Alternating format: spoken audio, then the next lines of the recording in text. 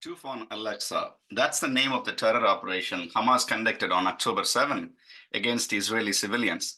It means Al-Aqsa flood, meaning a holy war for Al-Aqsa.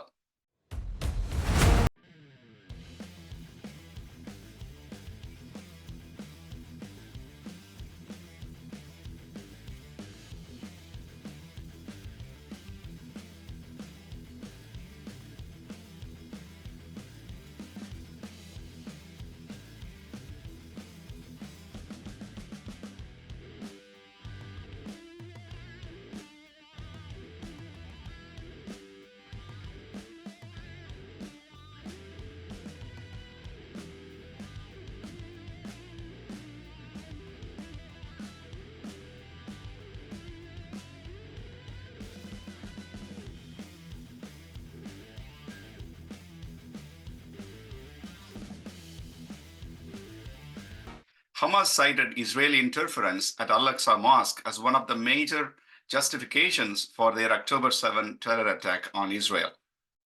Mohammed Deif, the commander of the Al-Qassam brigades, he said this in a speech announcing the launch of the operation. The Israelis have attacked our worshippers and desecrated Al-Aqsa Mosque, and we have previously warned them. The enemy desecrated Al-Aqsa and dared to harm the Prophet's path. For those who might not be familiar with Al-Aqsa, well, it's an Islamic mosque located in the walled city of Jerusalem on the site of the Temple Mount. The entire compound, about 37 acres, is of religious significance to both Jews and to the Muslims.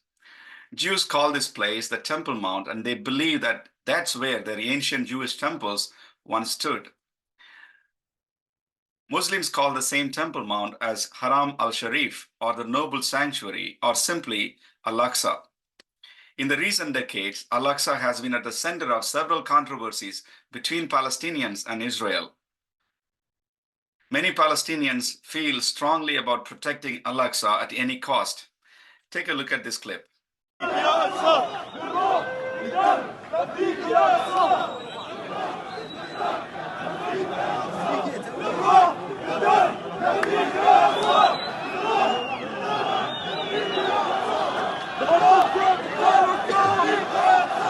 Conservative Jews, on the other hand, also consider this site holiest and want the right to pray at the site. Some even dream of building their third temple someday. Tensions run high when it comes to the Temple Mount. In this episode, we shall analyze the long history behind the Temple Mount from the time of the early patriarchs to our times. First, we will go over the brief history of the Temple Mount through the Jewish, Christian, and Muslim periods. After that, we shall go over the reasons why Muslims believe that the site is important to them and related Quranic references. Next, we will also see why Jews believe that their first and second temples once stood in the same site. We shall consult relevant archaeological data that they often invoke to support their claim. And we will also see how in the recent years, Palestinians have increasingly adopted a temple denial narrative and how it affects the Israeli-Palestinian relationship in the present. And we shall conclude the episode with a brief biblical reflection on the future of the Temple Mount and how it can become a place of reconciliation and peace between the Israelis and the Palestinians.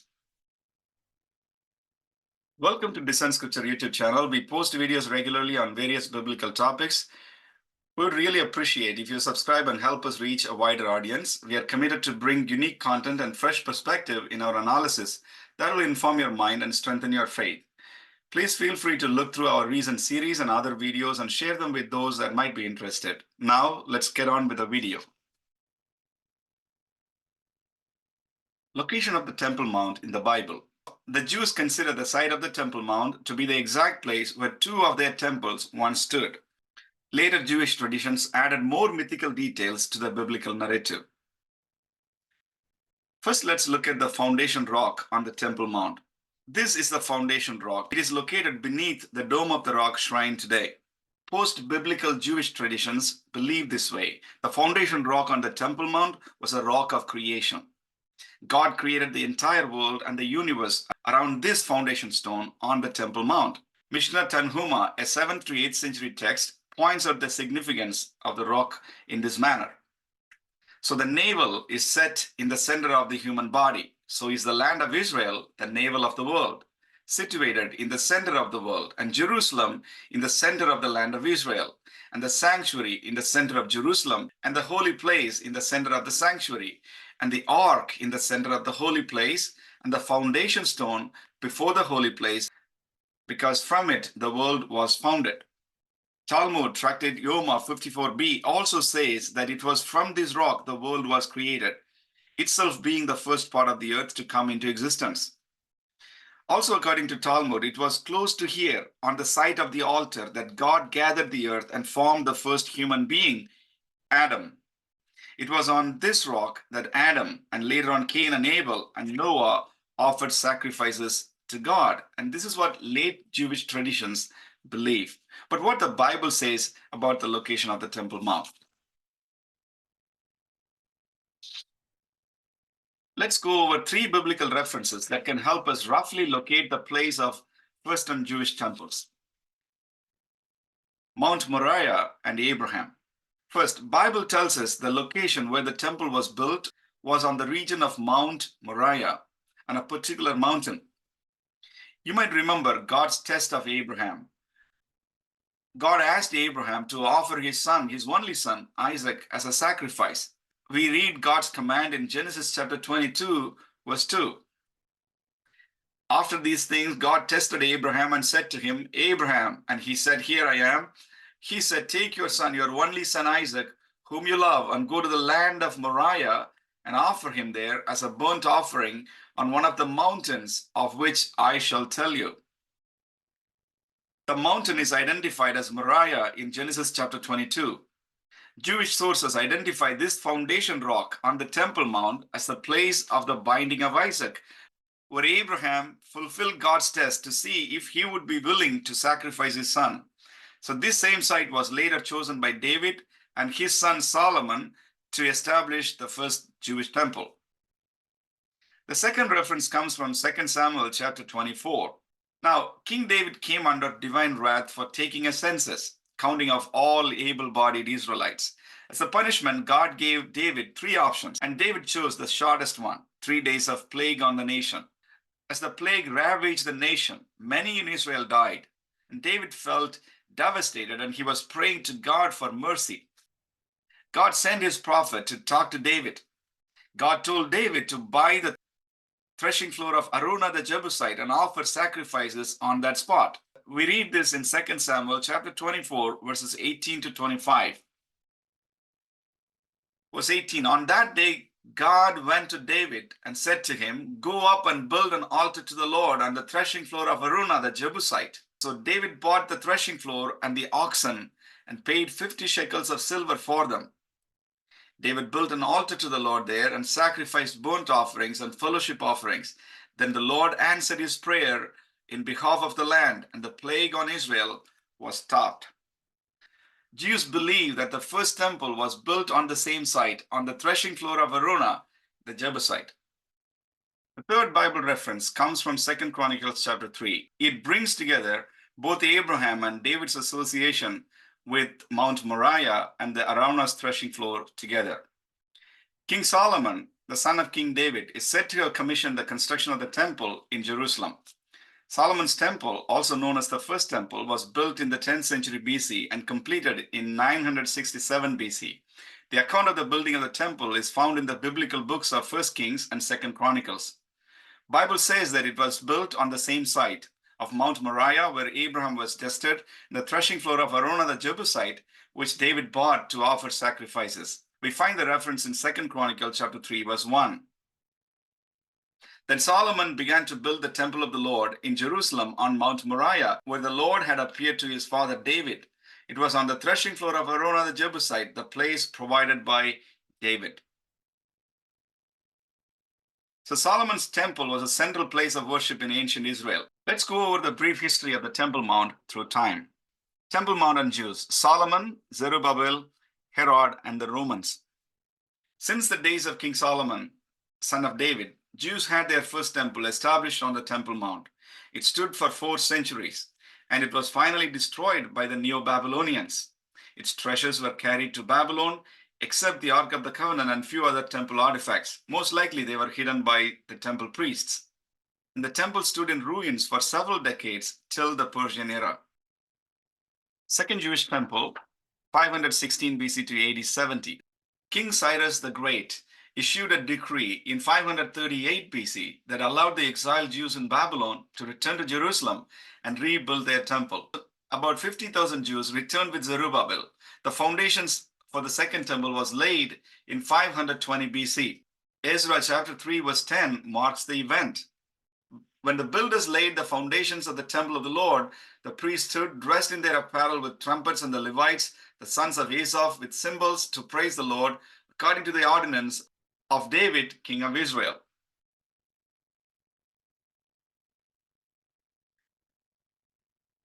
And the construction of the second temple was completed in 516 BC. The rebuilding of the temple was a pivotal moment for the Jewish community, symbolizing their return to Jerusalem and the restoration of worship at their sacred site.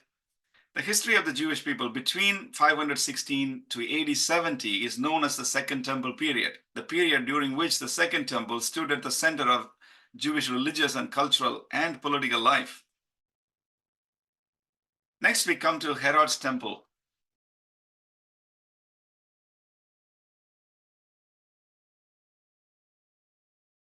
By the time of Herod's reign, Zerubbabel's temple needed major repair and enhancement, and Herod the Great embarked on the mission to expand and embellish the second temple. Herod renovated the existing structure and the enlargement of the temple complex.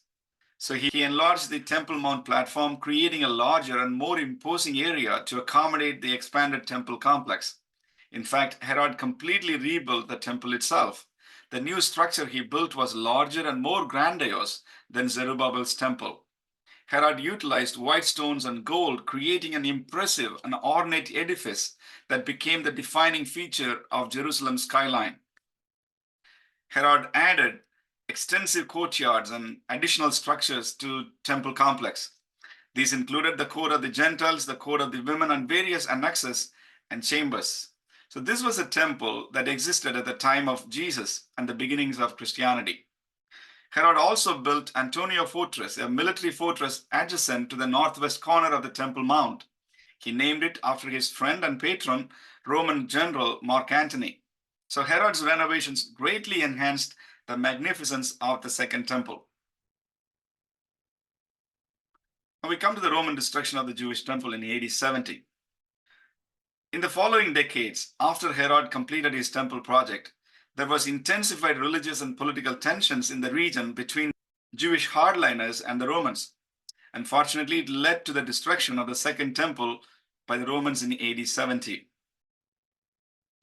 Upon the destruction of the temple, Roman general Titus most likely offered suatarlia, a customary Roman sacrifice to purify a temple that had been destroyed, which includes a pig, a sheep, and a bull.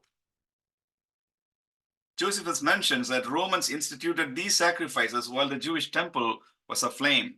There's a strong hint that suatarlia was performed at that time. Now the Romans, upon the flight of the seditious into the city and upon the burning of the holy house itself and of all the buildings round about it, brought their ensigns to the temple and set them over against its eastern gate, and there they did offer sacrifices to them.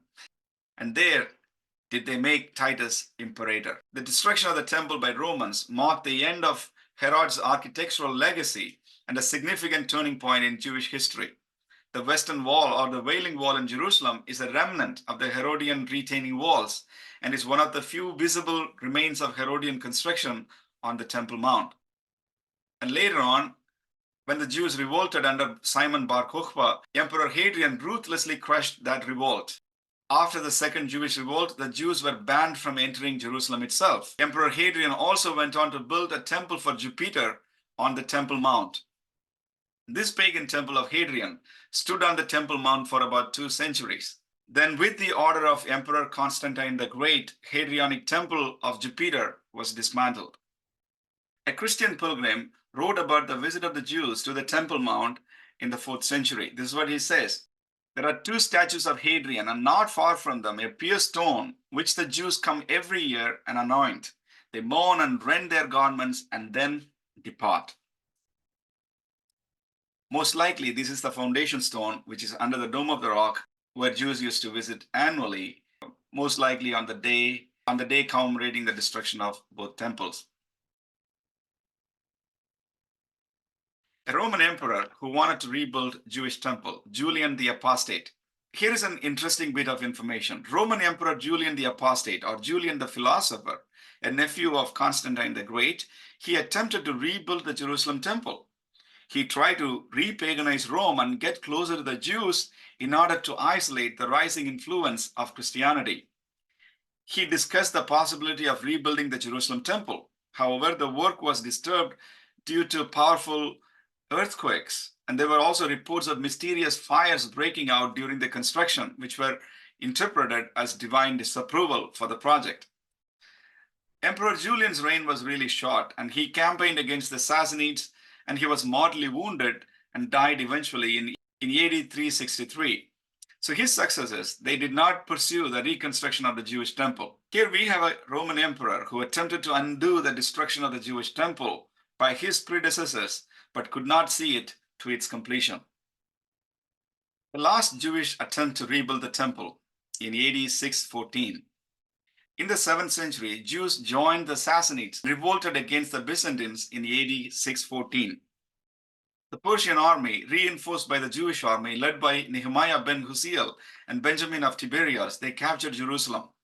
Nehemiah was then appointed as ruler of Jerusalem.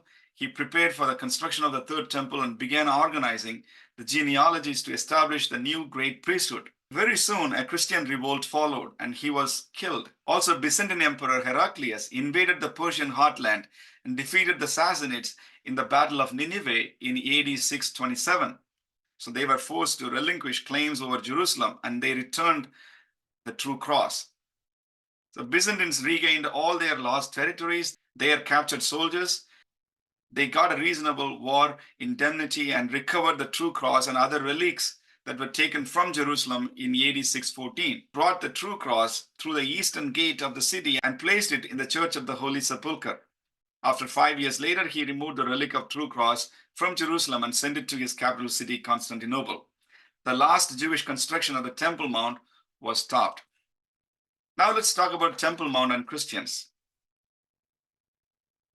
Christian presence on the Temple Mount comes from two different periods. The Byzantine Era from the 4th to 7th century, and from Crusader Era, that is from 11th to 12th century AD. The Roman Emperor Diocletian divided the empire into Eastern Roman Empire and Western Roman Empire in AD 285. Though Constantine the Great united the empire was permanently divided under his sons. Jerusalem and its surrounding regions came under the rule of Eastern Roman Empire, known as the Byzantine Empire. So when Constantine the Great embraced Christianity in AD 312, Jerusalem gained new significance for Christian pilgrimage. Several building projects undertaken in the city, including the Church of the Holy Sepulchre, among others. Also, until 20th century, it was widely believed that the Byzantines let the temple area lay in ruins, and they did not have any constructions on the Temple Mount itself. However, an important archaeological discovery was made during the British Mandate years. Between 1938 and 1942, R.W. Hamilton, director of the British Mandate Antiquities Department, carried out the only excavation undertaken at the AL-AQSA Mosque. He discovered a Byzantine mosaic floor underneath the Al-Aqsa Mosque, likely part of a church or a monastery. So this discovery corroborates with Byzantine historical records. Byzantine historian Procopius wrote that a church was built in 560 AD during the reign of Byzantine Emperor Justinian. Some historians believe that this church was eventually converted into what is the present-day Al-Aqsa Mosque. They would point to the Byzantine-style architecture of the existing structure, as well as the Byzantine era mosaic floor that was discovered underneath the mosque as their supporting evidence. From these arguments, we can infer that there was some pre-Islamic Byzantine construction activity on the Temple Mount. Let's turn our attention to the Crusader period. The First Crusade was successful in taking control of Jerusalem from Muslims.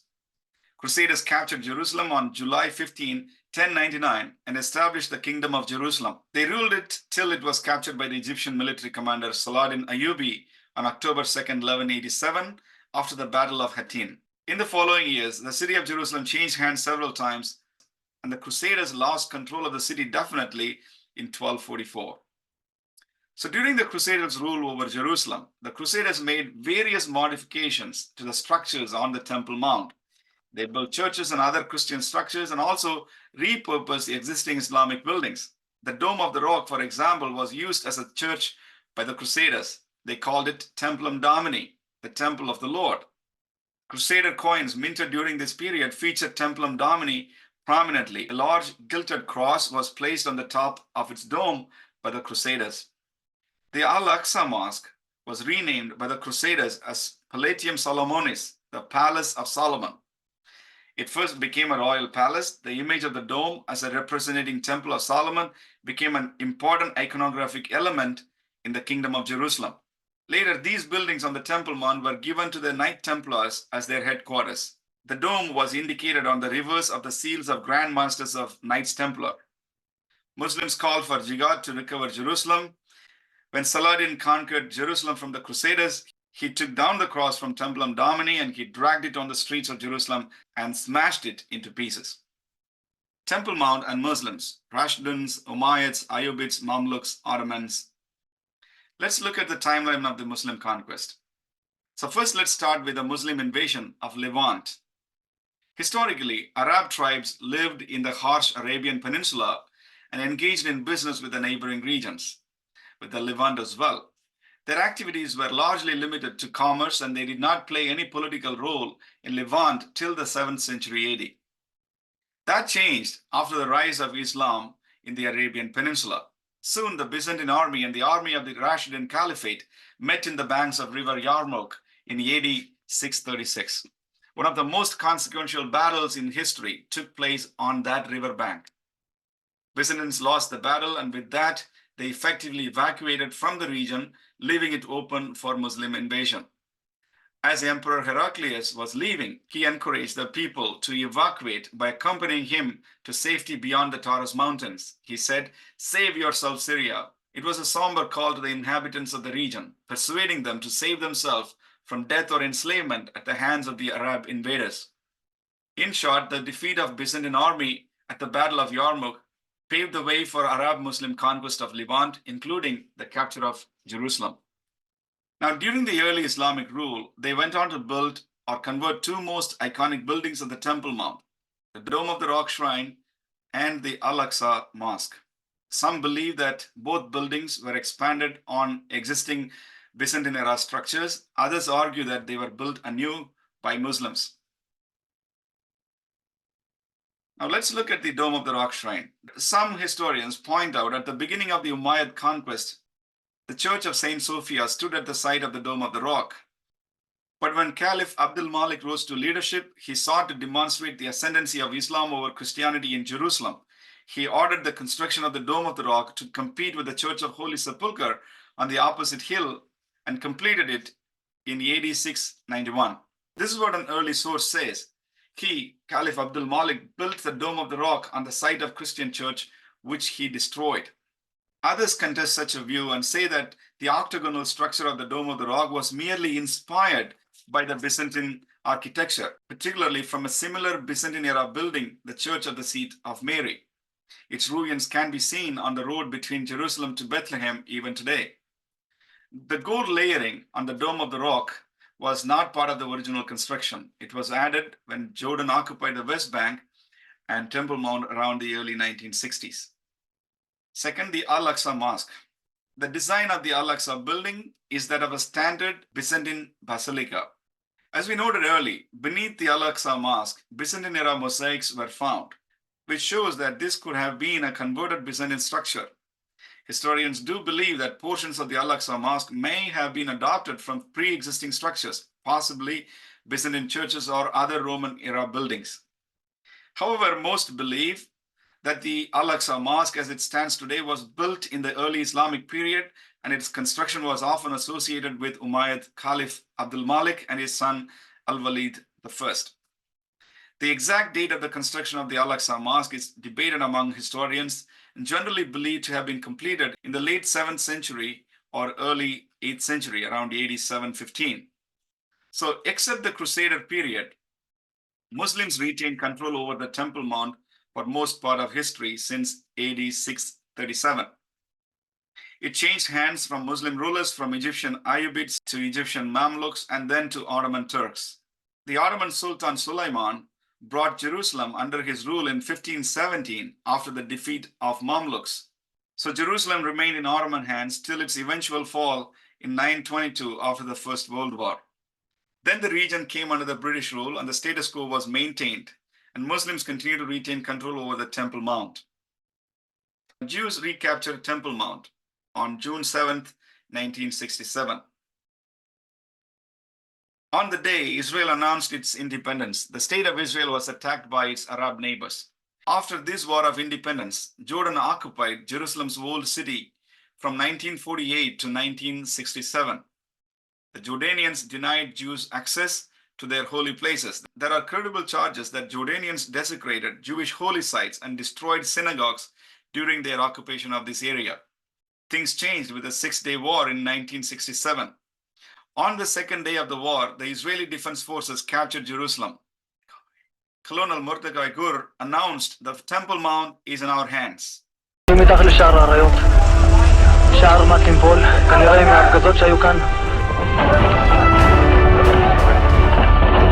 אנחנו הולכים ומעמיקים לתוך העיר העתיקה.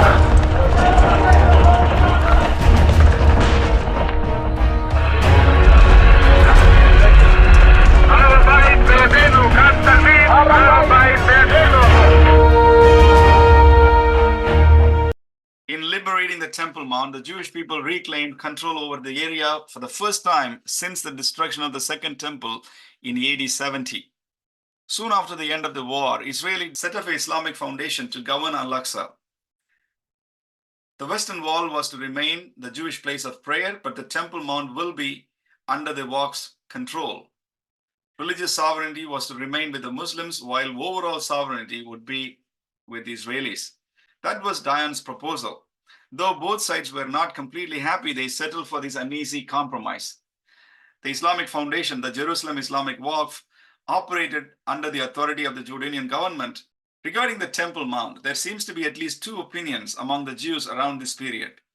While some rabbis were enthusiastic about reclaiming the right of access and prayer on the Temple Mount, others cautioned against it. They did not want everyone to accessing the holy site trample upon the sacred ground and hurt the sanctity of the place. So to this day, the internal management of the mosque is with the Islamic Foundation, while overall control of the Temple Mount is in the hands of the Israelis. Israeli Prime Minister Netanyahu has confirmed the government's position to maintain the status quo. Here's the clip. Recognizing the importance of the Temple Mount to peoples of all three monotheistic faiths, Jews, Muslims, and Christians, Israel reaffirms its commitment to upholding unchanged the status quo on the Temple Mount, in word and in practice. Israel will continue to enforce its long-standing policy. Muslims pray on the Temple Mount, non-Muslims visit the Temple Mount. There are also conservative Jewish groups attempting to enter the Temple Mount to offer animal sacrifices, particularly during Yom Kippur or the Day of Atonement, according to the requirements mentioned in their holy book, the Torah. So groups associated with the Temple Mount movement include organizations like Temple Institute, and they have been involved in researching and creating ritual items for use in the future temple. The Temple Mount faithful has also been actively campaigning for the rebuilding of the temple. These developments have resulted in frequent conflicts in the region. Let's see the reasons why Muslims claim that Al-Aqsa Mosque is the third holiest Islamic site. It is often said that the Al-Aqsa Mosque in Jerusalem is the third holiest mosque in Islam, ranked only after the mosques in Mecca and Medina.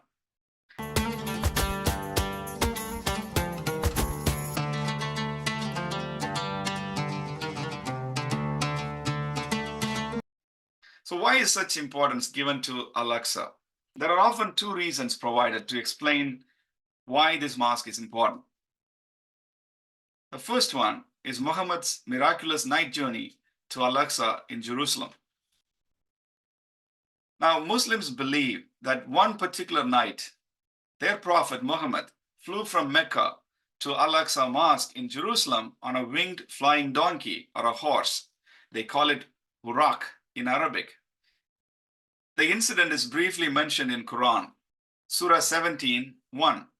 Glory be to the one who took his servant Muhammad by night from the sacred mosque to the farthest mosque whose surroundings we have blessed, so that we may show him some of our signs. So early traditions hold that during the night journey, two miracles happened. First miracle was about flying to Jerusalem on Buraq, or this flying creature. Muhammad exactly landed in Jerusalem at night and tied his flying creature on the western Wailing Wall. Even today, they call it Al-Buraq Wall, the wall of the flying creature. And then he led other prophets like Abraham, Moses, and Jesus in prayer. Second miracle was that he ascended on the ladder to heaven with the angel Jibreel or Gabriel from the very foundation rock, which is beneath the dome of the rock shrine, into heaven.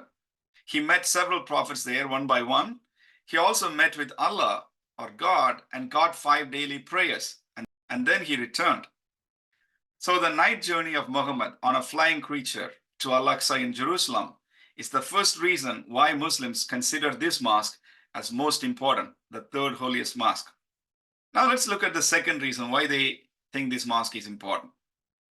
It has to do with the direction of Muslims' prayer, known as Qibla. Now, Qibla refers to the direction of prayer. At first, Muhammad and his early followers prayed towards Jerusalem.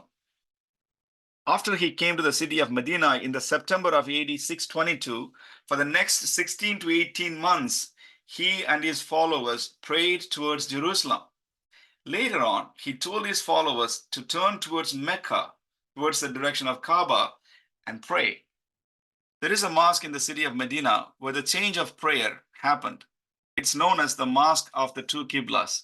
According to an account, Muhammad, who had been facing Jerusalem during the prayer, upon receiving the revelation, immediately he turned around to face Mecca, and those praying behind him also turned around. Surah 2:144 says this: "We have been seeing you turning your face to the heavens, so we will certainly assign to you a Qibla that you would like. Now turn your face in the direction of the sacred mosque, Al-Masjid Al-Haram, and O Muslim, wherever you are, turn your faces in its direction."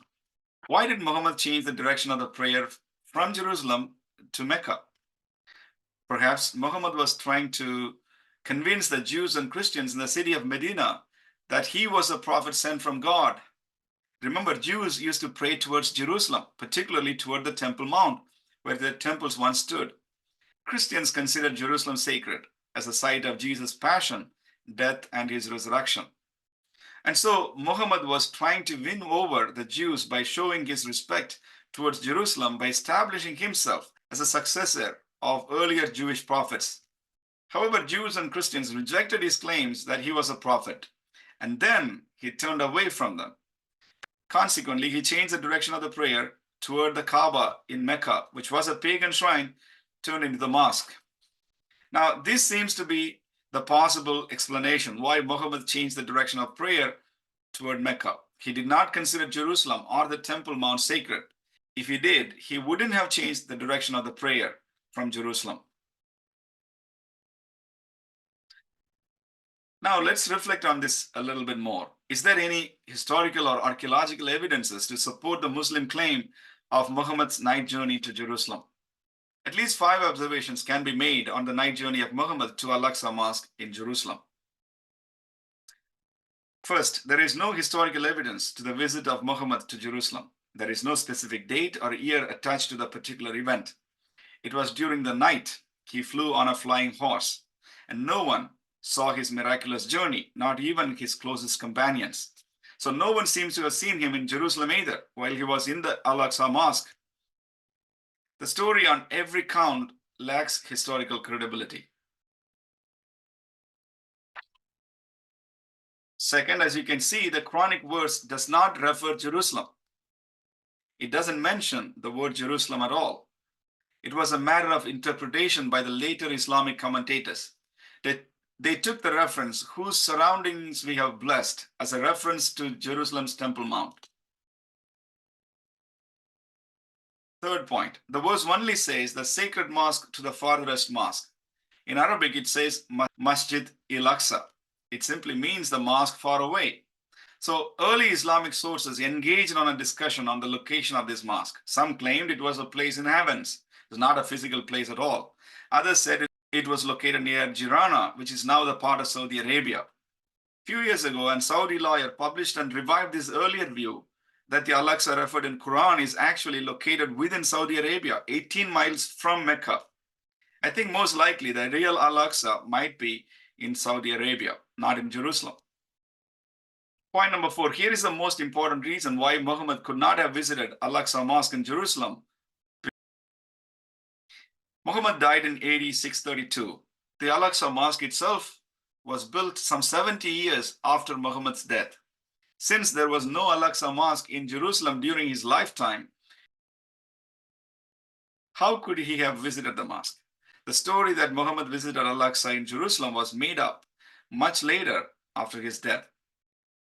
Point number 5, there was a political reason behind the emphasizing of Jerusalem Mosque as Al-Aqsa. According to Professor F.M. Lowenberg, the Umayyads, who were headquartered in Damascus, they built the Dome of the Rock to weaken Mecca's economy by siphoning off pilgrims from Mecca. It was this Umayyad political maneuvering that made the Temple Mount as the holy site for Muslims. Now let's consider the evidence from archaeology and history for the Jewish case for the Temple Mount. I would like to go over 3 historians from the Roman era. One was a direct witness to the event themselves, and others wrote about it as part of the historical reporting of this period. Josephus, Jewish Roman historian. The Jewish historian Flavius Josephus provided a detailed account of the destruction of the Second Temple in Jerusalem in his work, The Jewish Wars. So Josephus was a Jewish military leader who initially fought against the Romans, but later surrendered and became a historian under the Roman patronage. So Josephus described the siege and destruction of Jerusalem by the Roman forces led by General Titus. He provides a vivid description of the Roman siege of Jerusalem, including the construction of siege works and the hardships faced by the inhabitants of the city. He also describes the severe famine that afflicted Jerusalem during the siege, leading to widespread starvation and the internal strife among the various Jewish factions. And the climax of Josephus' narrative is the burning of the Second Temple. According to his account, the temple caught fire after Roman soldiers set fire to its gates. The destruction of the temple was a monumental event in Jewish history that had profound religious and cultural implications. Here's an excerpt from the account. Now, as soon as the army had no more people to slay or to plunder, because there remained none to be the objects of their fury, but they would not have spared any, had there remained any other work to be done. Titus Caesar gave orders that they should now demolish the entire city and temple. And then he goes on explaining how this destruction was carried out. Another Roman historian, Tacitus, also makes reference to the destruction of the Jerusalem temple. Tacitus, a Roman senator and a historian, he wrote a significant work called Histories, covering the year of the 4 emperors and the Flavian dynasty's rise to power. In Book 5, Chapter 13 of Histories, Tacitus briefly mentions the destruction of the temple during the Roman campaign in Jerusalem. The passage is not as detailed as Josephus' account, but confirms the event. It provides a general account of Titus being in command of the army in Judea and mentions the Roman campaigns in the region. Here is a Tacitus reference. Titus was now in command of the army in Judea. There, 3 legions were on foot with some detachments from the other legions and cohorts beside the foreign troops and a large proportion of auxiliaries. There was a force of the allies with King Agrippa and his cavalry, and all his force was under orders for the recovery of Jerusalem, according to the original scheme for the war. But Titus went off at a tangent under the influence of Romans, which interpreted favorably. Cassius Dio, another Roman historian who wrote Roman history covering events from the earliest times to his own period, also made reference to the Roman destruction of Jerusalem. Unfortunately, his account of Jewish-Roman war is incomplete. Only fragments of his writing on this period survive. However, in one fragment, Cassius Dio mentions the destruction of the temple during the Roman campaign against Jerusalem. Now let's turn to the important archaeological evidences that can help us affirm the existence of the Jewish temple and its destruction by the Romans in AD 70. First, the temple warning inscription. So in 1871, a French archaeologist found a Greek inscription warning Gentiles not to enter further into the temple compound. So these kind of inscriptions were also witnessed by the first century historian Josephus. He makes repeated references to temple warning inscriptions. Second, Warren Shaft and the Gihon Spring. In the mid-19th century, British engineer and archaeologist Charles Warren conducted surveys around the Temple Mount area. So he discovered a vertical shaft leading to the Gihon Spring, which was crucial for the water supply of the ancient city. Some researchers have suggested that this shaft played a role in the water system of the First Temple period. There is a very curious incident in 2 Samuel chapter 5. This is what it says. On that day, David said, anyone who conquers the Jebusites will have to use the water shaft to reach those lame and blind. You see a reference to a water shaft that goes all the way up to the Temple Mount. Numerous mikvahs were found in the area surrounding the Temple Mount. There are also documented underground cavities upon the Temple Mount that were surveyed by the explorers in the 19th century. One less known cistern, which is located directly under AL-AQSA Mosque, was found by the British Mandate Antiquities Department in the 1940s, but it was never published. We found the documentation of this mikvah under the Al-Aqsa Mosque in the British archives, and it was later published in 2008. Fourth, we can also see the Herodian architecture. Several locations upon the Temple Mount, especially the double gate entry halls under the Al-Aqsa Mosque, it preserved until today one of the finest examples of the Herodian art engraved on stone. Several gates of today's Temple Mount still preserve remnants of the gates from the late Second Temple period. Next, the Robinson's Arch.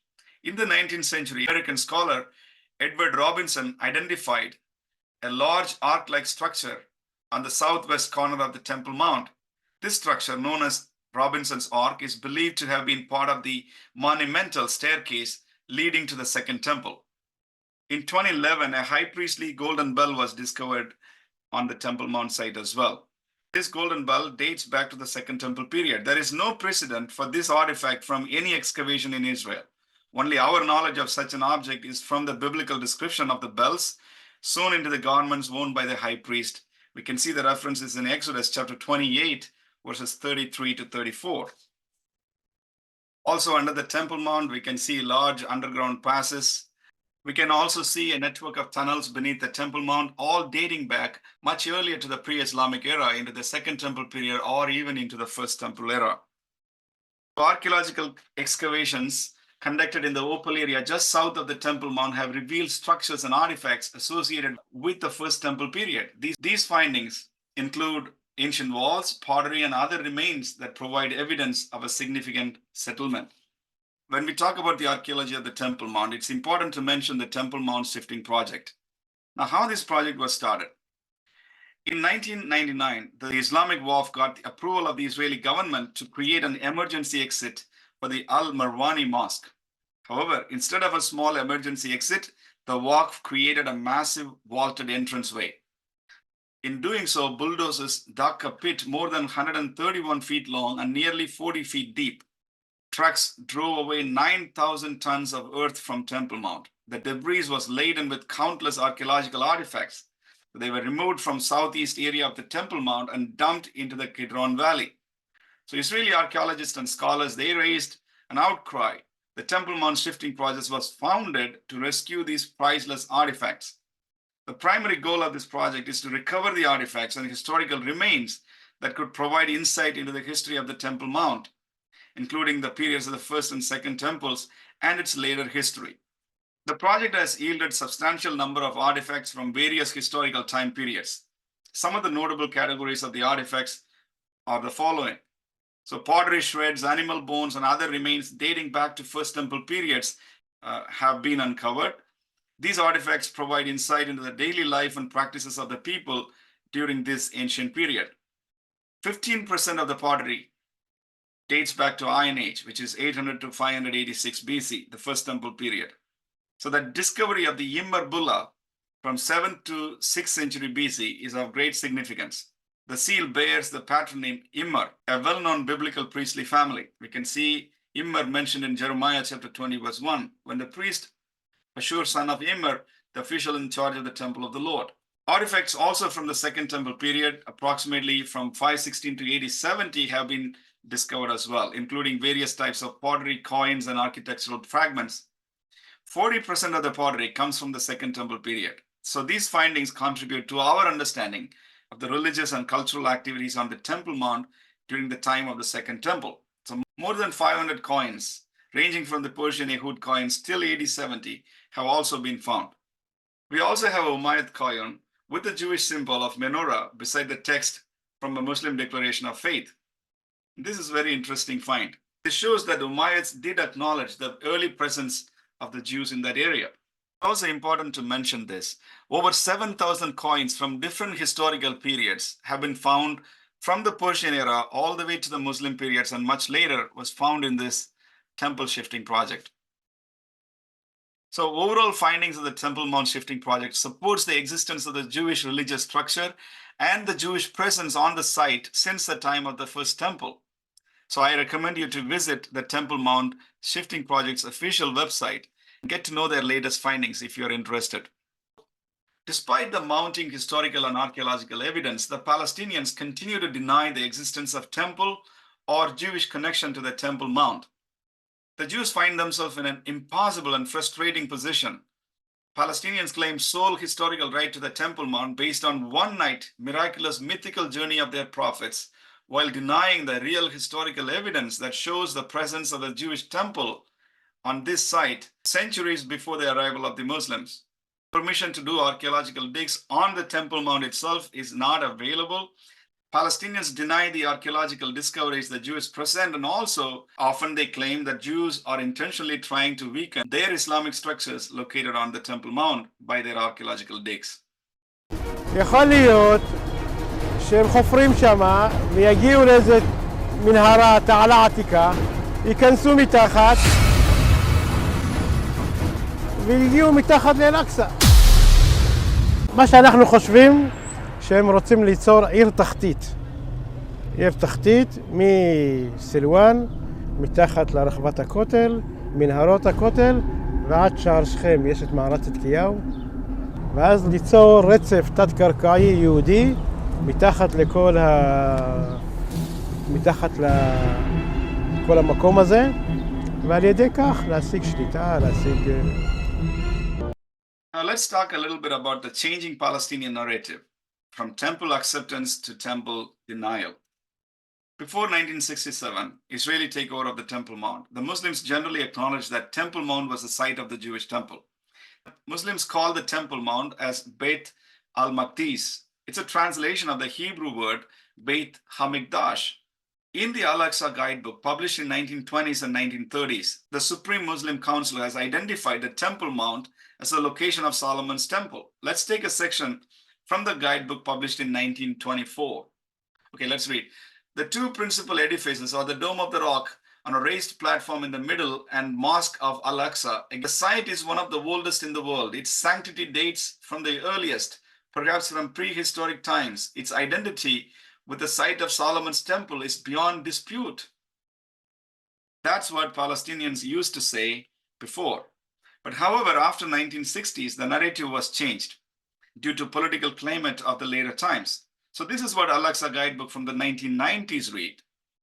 The beauty and serenity of the Al-Aqsa Mosque in Jerusalem attracts thousands of visitors from all faiths annually.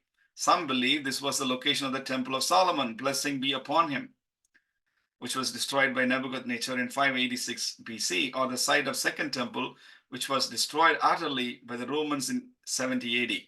Though there are no historical documents or archaeological testaments to corroborate this.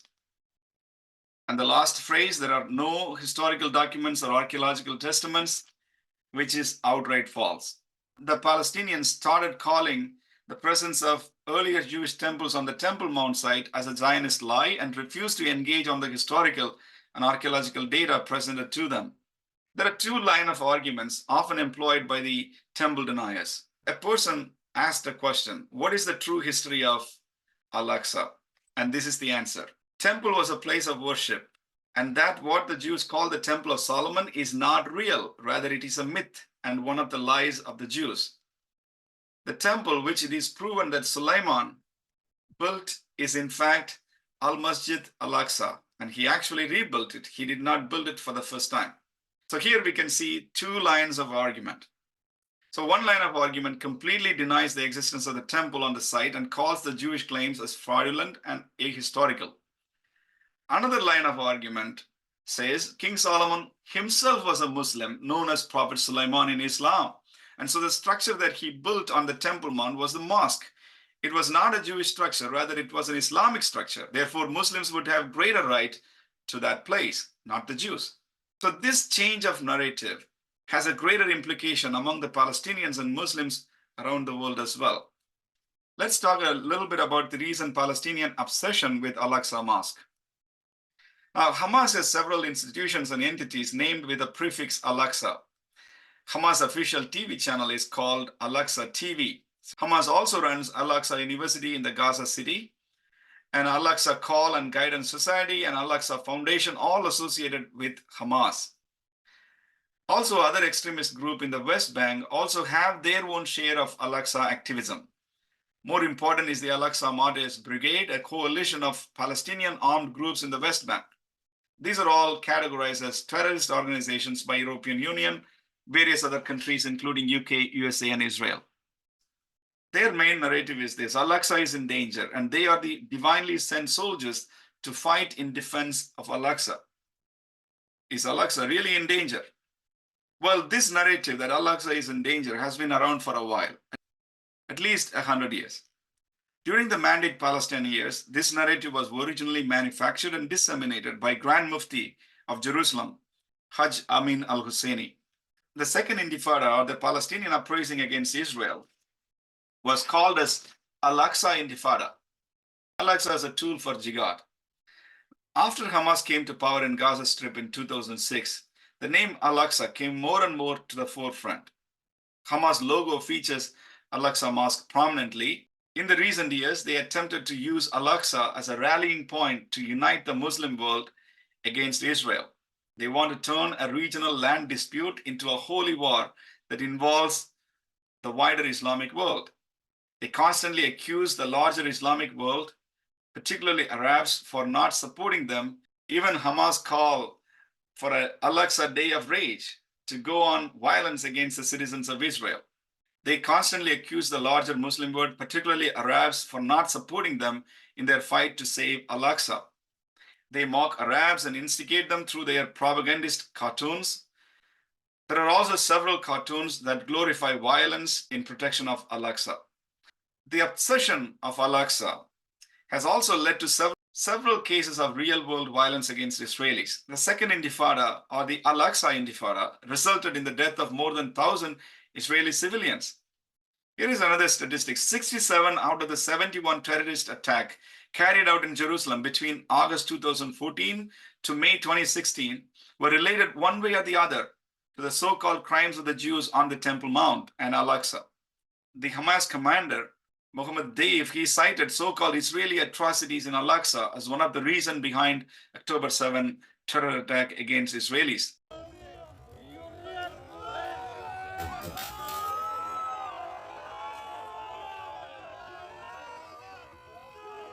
Here is a brief assessment. The temple denial narrative that the Palestinians adopted, it starts the history of the Temple Mount only from AD 637, from the time of the Muslim takeover of Jerusalem. It does not engage the long pre-Islamic history of the Temple Mount, which had significant Jewish temples and had seen hard resistance against the Roman colonial rule.